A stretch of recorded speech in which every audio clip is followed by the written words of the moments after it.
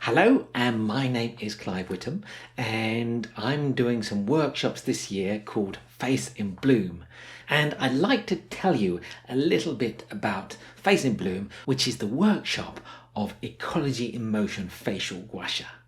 I'm going to show you the keys for how you can combine treatment on the body and treatment on the face to enhance your facial gua sha treatments. And I'm going to show you strategies for how you can address common aesthetic goals, such as worry lines and frown lines and crow's feet and smile lines. And I'm going to show you a whole lot more and basically open up a little bit the world of ecology in motion, which is the combination of looking at gua sha and facial gua sha from the perspective of the ancient Chinese. So actually bringing back gua sha to its origin, which is ancient Chinese medicine. Hello, I'm Donna. I'm a facialist from London, and I've just taken part in Clive's course called Face in Bloom, and it's all about real gua sha.